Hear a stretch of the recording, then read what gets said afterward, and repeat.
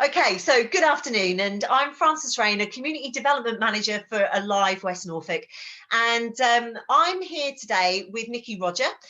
Nicky is a triathlete. She runs, yeah, very fast. She's a very fast runner in our community. Yes, you are, Nicky. But she's also a mind coach, and she's here today to talk. So we're going to be talking about motivation and how we stay motivated when we're engaging in physical activity and we're trying to get fit or fitter, or just trying to build in a healthy habit. So just before we talk to Nicky, just as a reminder, the Active 150, we're in our 4th week now of the challenge, and I think this has come as a really good moment, because I know myself, sometimes when you embark on something and you're coming towards the end of it, so you've stayed pretty motivated all the way through, you're coming towards the end of it, and it's a bit like, oh, what do I do next? And how am I going to keep this going? How will I sustain what I'm doing? So I think talking to you today, Nicky, is a great opportunity for us to kind of help our challenge, those of the people that are on the challenge, to sort of think about how they can move forward when the challenge is over. So welcome, Nicky, and thank you very much for talking to me this afternoon. Thanks for having me. We'll crack straight on. So my first question this afternoon is why can some people stay motivated to be physically active and then some people can't? Okay, so when we said we were going to talk about motivation, it's a subject very close to my heart. I work with a lot of people who come to me and say, oh, just not motivated. And I think we think everyone else who's successful at their activity are more motivated. The fact is they're not. They're just human beings like the rest of us. And motivation is a very fickle thing. It comes and it goes. And we can't always be motivated, and we can't always wait for motivation to come and fire us up. So what you'll see with people who are seemingly more motivated, actually all it is it's just what they do. It's as simple as that. It's just part of their life. So physical activity isn't going to happen it will happen when you're motivated, of course, but sustaining it is about making it routine. It's about making it habit. It's about making it just a part of your life. If you think about it, you don't need to be motivated to brush your teeth or to eat your breakfast. That's just a part of your daily habit. It's just a routine. And equally, you don't need to be motivated. If I said to you, Frances, let's crack open a bottle of wine, you're not going to come and say to me, well, I'm not really very motivated for that, because that would be something fun and that would be something we enjoy. So there's another little trick, is to think, well, if it's not motivating, have you perhaps chosen the wrong goal or the wrong exercise or the wrong activity? So if you've maybe chosen running and it's not ticking your boxes, you're not feeling motivated even after 3 weeks of the activity challenge, maybe yoga is more your thing. So it's about finding something that is enjoyable, because when you enjoy something, you don't need to be motivated to do it. You just do it because it's fun. If it's habit, it doesn't need to be motivated. It's just something you do automatically as part of your day, as part of your week. And equally, if it's routine, it's just the same as getting up and going to work. It's just getting up and going for the run. It's those things that keep what you think are motivated people sustaining their activity. Does that make sense? Yeah. So absolutely. The other thing is to realize that motivation makes it feel like it's something you have to wait to happen to you. It's like a passive thing. Whereas actually, one way to look at it is to realize that you have choice. And choice is a very empowering thing. You can choose to sit on the sofa. You can choose to scroll Facebook for half an hour or sit on the sofa and watch Netflix. But actually, if you think about choice as an empowering thing, you can say, actually, I'm going to choose to be active. I'm going to choose to take charge of my health. I'm going to choose to go running. I'm going to choose to do the workout. And when you start using language like that with the way you talk to yourself about activity, it kind of breeds an inner motivation, because you're taking control and you're, as I said, you're empowered to do it. And it becomes a very active, you play an active role in your own life. So instead of saying I should go for a run or I should do the workout, say, actually, I choose to go running. I choose to put my health first. And then you'll just rewire your brain a little bit more. You'll stop negotiating with yourself, because we quite often, we have a little discussion, a little inward battle. And actually, if you start using more positive language and more empowering language and seeing it as part of your daily routine or your weekly habits, you don't need to wait for motivation. It just breeds. I think that's a great concept, that choice thing. I think, you know, one of the things I think probably a lot of people think is, you know, motivation is going to come along and grab you. You know, there'll be that time when suddenly something wonderful happens and you suddenly think, oh, I'm motivated and I can get going now. But I think in reality, it is about choice, isn't it? It's about what you choose to do with your time. And motivation is a great way to get started. Yeah. You know, you get excited and you get, like, so people who've started on the challenge, your active challenge, will have been probably quite pumped and full of energy for it at the start. But what keeps you going is choice, is choosing to do it when it's dark, is choosing to do it when you're tired, it's choosing to make it a routine. And so that's where you were able to sustain that motivation. You said motivation ebbs and flows for all of us in all areas of our life. You know, you love our job, sometimes we hate it. You know, you love your partner, sometimes you hate them. Motivation isn't a consistent thing, and consistency is what gets you results, whether it's on a diet, whether it's on a career, whether it's on a fitness program. It's doing the same damn thing week in, week out. You know, it's not sexy, but it's how you get the results. And so if you think of it as habit and routine and choice, then you take motivation out of the equation. As I said, motivation is a great way to get started, but it doesn't sustain you. No, that's really, really good point. So for the people, you know, let's talk about the people that are on the challenge at the moment. We're into week 4, we're coming towards the end, and you're probably right. You know, people get excited. We all get excited by something new that we're going to embark on. And, you know, maybe there's people out there that are going to be thinking, God, how am I going to keep this going? How am I going to sustain? I think you used that word, Nicky, sustainable, make it sustainable. How am I going to make it sustainable so I can continue this? You know, when they feel like probably their motivation levels might start to drop at some point, or you know, or there's other choices to be made, isn't there? You know, and you have to choose. So, you know, what's your thoughts on that? No, I agree. We all are human, and we all sit there and go, I'm tired, I've had a long day, you know, I had a bad day at work, or the kids are driving me mad, or I can't be asked. We all do. I mean, I absolutely love my training, but of course there are times when I just can't be asked. So there are little things we can do, just give ourselves a nudge in the right direction to just get a little bit of our mojo back, the one that started us on the whole activity challenge. One of the first things to do is have the best intention. So if you have an intention, any little thing which will send, it sets off new little pathways in your brain. So for example, one of the ones that can be quite good for exercise is go and put your running stuff on, go and put your workout gear on. Just by setting that intention, you send a message to your brain that says, oh, we're going to work out now, we're going to run now. So sometimes you'll find just the tiniest little action is actually enough to get you, you know, to do the rest of it. It is ultimately about action. So when you find your energy levels, mental energy levels flagging and you can't be bothered, it's just about finding some little action that you can do. So some of the ones that I'm giving you here, you just find the one that works best for you. So visualization, for example, is another one. If you've got a good, strong imagination, close your eyes for a few minutes and picture yourself doing it. See yourself doing the run, doing the workout, doing the yoga session, whatever it is that you've chosen to do as your active challenge. Make that image as rich and compelling as you can. So really feel, hear your breath, feel the sweat, hear your feet on the floor, just kind of really see a film of you doing it. And actually sometimes that can be motivating enough to get you up and out the door.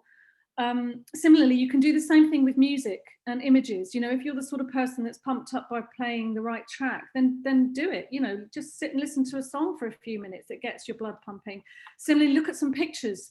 If you find visual things stimulating, look at some pictures of people doing it, what you want to do, or the end result you're looking for, whether it's a sort of weight loss program you're on, just visually stimulate yourself. Just, again, anything that just nudges you to take another step. Another one that's really effective is the 1 minute rule. So if you're thinking, oh, I was supposed to be running 5K today, oh, it's dark, it's wet, don't abandon it completely. So do you know what, I'm going to do it for 1 minute. I'm just going to run for 1 minute. or I'm going to do 5 sit-ups, or I'm going to just do my yoga for 1 minute. Tell yourself it's only going to be 1 minute. I pretty much guarantee you'll carry on once you've gone past 1 minute. But just don't make it too big before you've even started. You know, if it feels like it's overwhelming to do it, just start really, really small. And another one that I find actually works for me is it's called away motivation. So it's looking at how you would feel if you don't do it.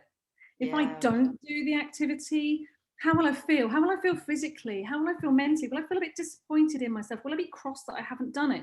And actually, once I've done it, I know I'll feel better. I always say to people, you never regret doing a workout. You may struggle to get to start, but you won't ever finish it and say, oh, I wish I hadn't done that. So think about how you will feel if you don't do it. You'll feel disappointed, you'll feel cross, and you'll feel great if you do. So away motivation can be perversely quite motivating. But the thing is to take a small step. It's just some action. Anything is better than nothing. So when you're really having a bad day and you're really tired, just follow one of those things, the intention, the 1 minute rule, some powerful music or images, or just the idea of if I don't do it, I'm letting myself down. So just action is key. So one tiny little step can sometimes be all it takes to do the rest. And I think I love the 1 minute rule thought. That's really quite powerful, I think, and something that I'm sure anybody who's going to be listening to us will probably be able to take that away and have a little go and see how that works. But I think, it's always around, we're pushing ourselves. You said about go out and run a 5K. Well, it doesn't matter if you just run 1 mile, does it? Or 1K, no, not at all. and that's the thing. I think we get hung up on, right, I'm supposed to be doing this today, so I need to go and do that. But actually, if you are feeling a bit under the weather, or you're just feeling lackluster, I suppose, for want of a better word, then just go and do a little bit of it. And I mean, I've been running for oh god, I don't know, like over a decade anyway, and I still struggle to get out the door. Once I'm out the door, I'm good. But one of the ways I get myself out of the door is say, well, I'll just run for 20 minutes, or whatever it is, which isn't much for me. I appreciate that's a huge step for some people, but invariably I'll be out for an hour once I'm gone. But it's it's just whatever it takes for you, whatever it is that stops you from doing it. But I think one of the biggest ways to stay motivated, especially over time, and anyone who knows me knows I bang on about this all the time, but it's about setting goals. Now, setting goals is really easy. Actually, setting the goal is easy. And I'm a big one for making your goal as motivational and ambitious as you possibly can. Dream big. And I think a goal should always challenge you a little bit. So, if you've never run before, and if maybe this active challenge is your first step into activity, then you'll know the excitement of setting a goal and wanting to achieve it. But I think where people do struggle, and where you'll find this is what happens perhaps when they get to the end of their active challenge, and I've seen it with people doing the Couch to 5K program. You've got this goal and then you've reached it and you don't know what to do next. So I do a lot of workshops and I do a lot of one-to-one sessions with people about how to set really meaningful goals that are sustainable, that will actually keep you motivated and keep you going for the long term. It's not just finishing this program and so that it becomes part of your life. Now, I can go on about this for a long, long time because it gets quite detailed, but one of the things that underpins people successfully reaching their goals is knowing why they're doing it. And if the why is really strong and really personal to you, it will sustain you through a really hard workout, and it will sustain you over months as well. So it can work when you're in the middle of a rainy downpour and you're thinking, I don't want to do this anymore. Remembering why can be really helpful. And also when you're 3-4 months into something and the novelty is wearing off, remembering why you do it. Now, your why should be as personal to you and as strongly compelling to you as you can make it. I can't give you a suggestion because it's different for everybody, but say, for example, people who are you see people who run the London Marathon and they're doing it to raise money for charity. So that's like a really big sense of purpose, and that keeps them motivated because they know how much money they're raising for such a good cause. Your personal why might be something to do with your own health challenges. It might be that you've got you've perhaps drawn the short straw in the gene pool and you've got heart disease in your family. So actually doing this is about investing in your future and your future health. The key is to make sure that it matters to you and that you Yeah. believe in it. Too often you see people, oh, well, I'm going to do it because my best friend said that'd be a really good idea, or well, I did it because my husband said it would be a really good idea. It's just halfway down the line you're going to just go, yeah, I didn't really want to do it all along. So knowing why you're doing it and having that really compelling and personal to you is a really good way of making sure, you know, you sustain it. And another way is, and to make sure these goals are achievable, is to just remember that they need to be really specific. So if you set up on an active challenge and you ask them why, and they said, well, because I want to get fit. That's great. Everybody wants to be fitter. But how do you know when you've achieved your goal? Because it's very vague. So how will you measure that fitness? How will you know what you're specifically? So maybe for you, being fitter means being able to run non-stop for half an hour. So that's really specific. It's not just a general fitness. It's like if you, well, I want to lose weight. Well, how much weight do you want to lose? And how will you know that you're losing the weight? You know, well, I'm going to use the scales, or I'm going to use a pair of old jeans that I can't get to anymore. Have something really specific. Have a way of measuring it.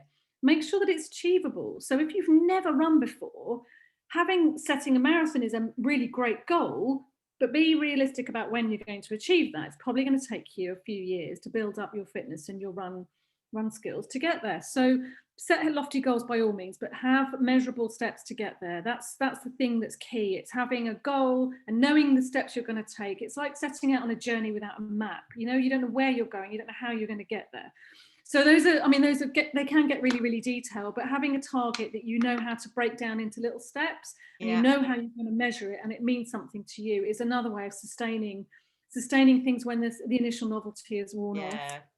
And another really good tip is when you think if you think you're sort of flailing a little bit, is to be accountable. Find somebody to be accountable to it. Research shows that if you tell someone you're going to do something and you have to come back and report on it, you're 50% more likely to achieve it.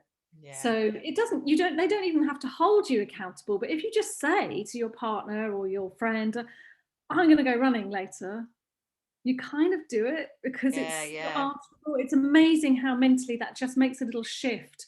I mean, sometimes I'll just do it to my kids. So I'm going to do a strength conditioning workout. They don't care whether I do it or not, but just the act of me saying I'm going to do it, it's amazing how motivational that can be. So yeah, think about having goals. Think about how they're personal to you and how they're measurable, and also think about being accountable.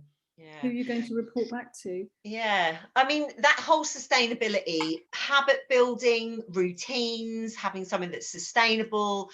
I think, you know, in all the little videos that I've done over the last couple of weeks, I think that's a message that's come through from all the personal trainers that I've spoken to. You know, is about building a habit and a routine, you know, and then, you know, what you're saying there, Nicky, is get some of those sustainable features in, you know, around accountability and goal setting as well. So I think you'll find that it sort of breeds on itself. I mean, anyone who's ever been through any sort of active challenge like this, you'll find that once you've got it into your life and once it is a habit, it's not something you force yourself to do, and you almost don't need to be motivated anymore because actually you want to do it. You know, it's just part of your daily routine. And if you run for 1 minute every day, the next thing you know, you're like, actually, do you know what? I think I might run for 5 minutes. And before you know it, you want to go do it. So, and then when you see results, I mean, we all know that when you see progress, which is only unfortunately gained through being consistent and just doggedly pursuing the same thing week in, week out, but when you see progress and when you see results, it's just such a self-fulfilling motivational tool. You know, if you're trying to lose weight and you see that your belt notch has gone down a one, or if you see that you're able to run for that 10 more minutes than you could 6 months ago, you know, the results speak for themselves, and you can become motivated. And it doesn't, so, you know, you need to realize that you're going to see progress. And that's why I say about having goals that are measurable. So if you can measure them, you can then see progress, and that feeds back into itself. It's a positive feedback loop. And that works on a mental, conscious, subconscious level as well. It's like, well, I can do this, which means I can do that. And each thing leads to the next thing. So I think that's the big thing about, so the Couch to 5K type programs and the active challenge that you're doing is it's to set people into a routine with the aim being that at the end of it, they're getting so much from it. They feel so empowered. They've made the right choices to be healthy, and it's now just something that they do. And then they will be people that everyone else looks at and says, well, how come they're so motivated? Yeah. Which is back And to and your it and it happens over time, doesn't it? I know that you know, people, you kind of, even myself, sometimes we want it instantaneously, don't we? We want it to happen now, you know. And sometimes these things, we have to work at them, we have to put a bit of time in, don't we?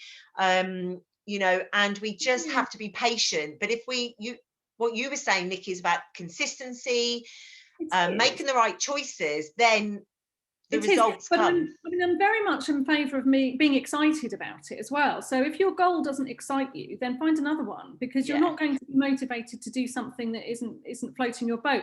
There's a technique I use I work with a methodology called NLP, and a technique I use is to create a zone dome. And it's basically, I don't know if athletes talk about getting in the zone, which is where they're just so absorbed in what they're doing that there's no sense of time, no sense of, oh, this hurts. They just lose themselves in the process. And they call it flow, technically, and you can do it in anything. You can do it in gardening, you can, you know, whatever, you lose yourself in the activity. And I create some tools, for example, how to get people to create that zone dome, for them to get into that place of excitement and happiness. Because if you're not enjoying it, you're not going to stick at it. So, you know, it is about habit and is about consistency, but it is also about trying to find the fun in there as well, and to find out what it takes. So sometimes people stumble, and this is where I work as a mind coach. People stumble not because they're not motivated, but they might have a limiting belief. There might be something that's stopping them from making progress, and it might just be how they think about themselves, or it might be phobias, or it could be anything, but it's about sort of some kind of mental barrier that's preventing them from progressing. So, you know, if anyone who's on this active challenge has found that they've hit some sort of mental barrier, so they're kind of maybe physically getting there, but there's some limiting belief, or there's some sort of the way they talk to themselves, or any kind of self-sabotaging that's going on, then that's what I do as a mind coach, and help people banish all those barriers to get out of the way, because our minds is what stand in our way, really. I mean, the physical part takes effort and it takes training, but it gets easier. But our minds are our biggest enemy when it comes to getting out the door. Yeah. We could talk forever, Nikki. This is fascinating, absolutely fascinating. But just before we come to an end, can you just tell our listeners a little bit more about what you do and how they can find you? That's probably the key thing. How can they find you if they think that you can help them? Yeah, okay, so sports psychology is something people see that only professional athletes need to use, but as I think I just touched on, I said we're all human beings, and we all have our minds play tricks on us all, and our mind can be our biggest enemy, and I just feel very passionately about helping people be the best they can be. So if your mind's getting in your way, that's what I'm here to help. And you don't have to be at the sharp, pointy, competitive end of sport to benefit from working with me. So the best way to find me is on social media. I'm on Instagram as the Mind Coach, and I'm also on Facebook as the Mind Coach, and I post regularly there. I post blogs and tips. You'll find news about how to work with me on workshops. I've done group workshops in the past. Obviously, it's a bit trickier in COVID restrictions at the moment, but we'll hopefully get back to that. But you can work with me one-on-one as well, and I am doing online sessions. But the best thing to do is find me on Facebook, give me a like, find me on Instagram and follow, and then you'll keep abreast of some of the tips that I've talked about here. I'll go into in lots of detail. Oh, that's fantastic. Well, it's been absolutely fascinating, and thank you so much, Nikki, for giving your time up this afternoon, and really enjoyed talking to you. Great to see you. And yeah, so there we have. So we are into the last week of the Active 150 Challenge. Hopefully Nikki's given you some tips and hints on how we can go beyond the Active Challenge, and how we can make physical activity, you know, sustainable to us, and something that's part of our everyday life and existence. So yeah, so enjoy your last week, and I look forward to seeing your final results coming in at the weekend. Okay, thanks very much, everyone. Bye now. Bye, Nikki. Thanks again. Bye. Bye.